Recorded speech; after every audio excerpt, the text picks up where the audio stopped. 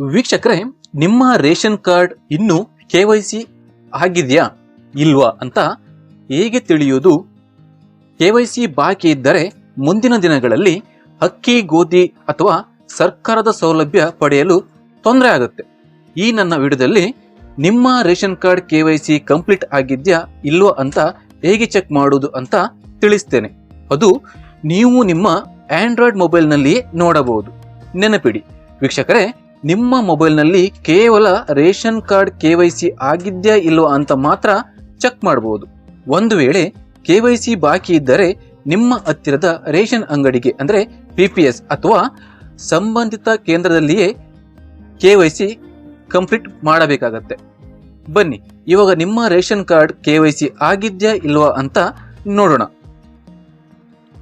ವೀಕ್ಷಕರೇ, ಮೊದಲಿಗೆ ನೀವು ಸರ್ಚ್ ಬಾರ್ನಲ್ಲಿ ಪ್ಲೇಸ್ಟೋರ್ ಅಂತ ಹುಡುಕಿ. ಅಂದರೆ ನಿಮ್ಮ ಪ್ಲೇಸ್ಟೋರ್ನಲ್ಲಿ ಸರ್ಚ್ ಬಾರ್ನಲ್ಲಿ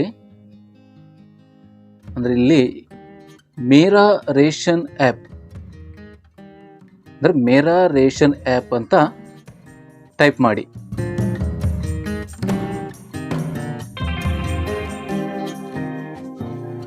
ನಂತರ ಅಲ್ಲಿ ನಿಮಗೆ ಮೇರಾ ರೇಷನ್ ಆ್ಯಪ್ ಬರುತ್ತೆ, ಇನ್ಸ್ಟಾಲ್ ಮಾಡಿ.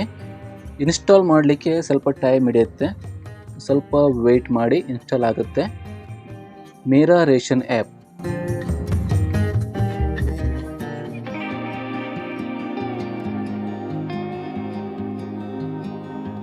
ಇವಾಗ ಓಪನ್ ಮಾಡಿ. ಇನ್ಸ್ಟಾಲ್ ಆಯಿತು, ಓಪನ್ ಮಾಡಿ. ಇಲ್ಲಿ ಎಲ್ಲೋ ಅಂತ ಕೊಡಿ. ಲ್ಯಾಂಗ್ವೇಜ್ ಸೆಲೆಕ್ಷನ್ ಅಂತ ಬರುತ್ತೆ. ನಾನಿಲ್ಲಿ ಇಂಗ್ಲೀಷ್ ಅಂತ ಸೆಲೆಕ್ಟ್ ಮಾಡ್ತಾ ಇದ್ದೀನಿ. ಇವಾಗ ಗೆಟ್ ಸ್ಟಾರ್ಟೆಡ್ ಮಾಡೋಣ. ಇಲ್ಲಿ ಗೆಟ್ ಸ್ಟಾರ್ಟ್ ತೋರ್ತಾ ಉಂಟಲ್ಲ, ಇಲ್ಲಿ ಪ್ರೆಸ್ ಮಾಡಬೇಕು. ನಂತರ ನಿಮಗಿಲ್ಲಿ ಆಧಾರ್ ಕಾರ್ಡ್ ನಂಬರ್, ಆಮೇಲೆ ಇಲ್ಲಿ ಕೆಳಗಡೆ ಒಂದು ಕ್ಯಾಪ್ಚಾ ಅಂತ ಕೊಟ್ಟಿದ್ದಾರೆ, ಅದನ್ನು ಬರೀಬೇಕಾಗತ್ತೆ. ನಂತರ ಲಾಗಿನ್ ವಿತ್ OTP ಇಂದ ನೀವು ಲಾಗಿನ್ ಮಾಡಬೇಕು. ನಿಮಗೆ OTP ನಿಮ್ಮ ಮೊಬೈಲ್ ನಂಬರಿಗೆ ಬರುತ್ತೆ. ಕೆಲವೊಂದು ಕನ್ಫ್ಯೂಷನ್ ಇರುತ್ತೆ.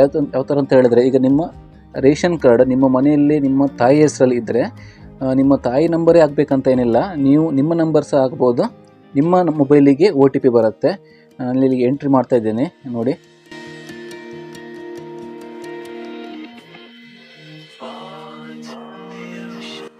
ಬೇರೆ ಬೇರೆ ತೋರಿಸ್ತಾ ಇದೆ, ಅದಕ್ಕೆ ನಾನೇ ಮಾಡ್ತೀನಿ ಅಂತ ಇದ್ದರೆ ಇಲ್ಲಿ ಕಣ್ಣಿನ ಒಂದು ಆಪ್ಷನ್ ಇದೆ ನೋಡಿ, ಅಲ್ಲಿ ಪ್ರೆಸ್ ಮಾಡ್ತೀನಿ. ಆವಾಗ ನನಗೆ ನಂಬರ್ ಕ್ಲಿಯರ್ ಆಗಿ ತೋರುತ್ತೆ. ಇವರ ನಂಬರ್ ಎಂಟ್ರಿ ಮಾಡ್ತಿದ್ದೀನಿ. ಇದು ನನ್ನ ಆಧಾರ್ ನಂಬರನ್ನು ಎಂಟ್ರಿ ಮಾಡ್ತಾ ಇದ್ದೀನಿ. ನೀವು ಸಹ ನಿಮ್ಮ ಆಧಾರ್ ಸಂಖ್ಯೆಯನ್ನು ಎಂಟ್ರಿ ಮಾಡಿ, ಸರಿಯಾಗಿ ಎಂಟ್ರಿ ಮಾಡಿ.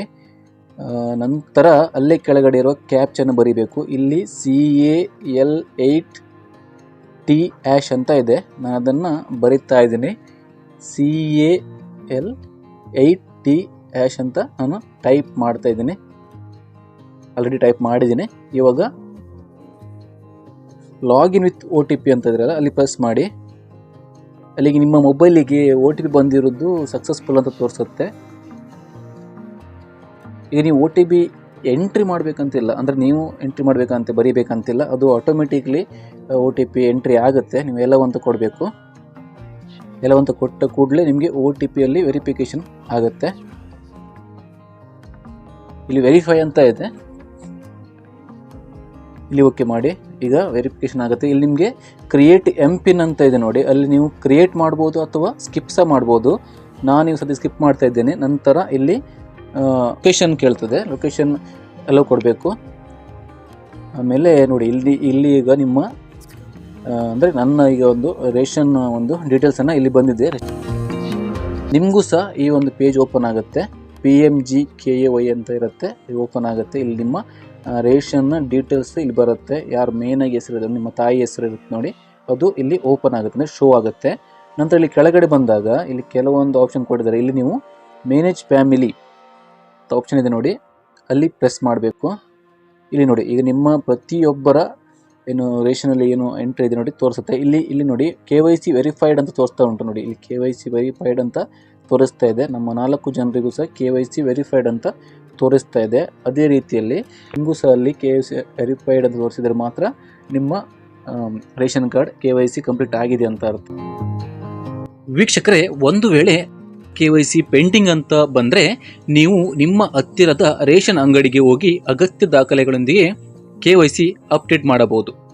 ಧನ್ಯವಾದಗಳು. ಇಂತಹ ಹೆಚ್ಚಿನ ಮಾಹಿತಿ ವಿಡಿಯೋಗಾಗಿ ನನ್ನ ಚಾನಲನ್ನು ತಪ್ಪದೇ ಸಬ್ಸ್ಕ್ರೈಬ್ ಮಾಡಿ ಸಪೋರ್ಟ್ ಮಾಡಿ.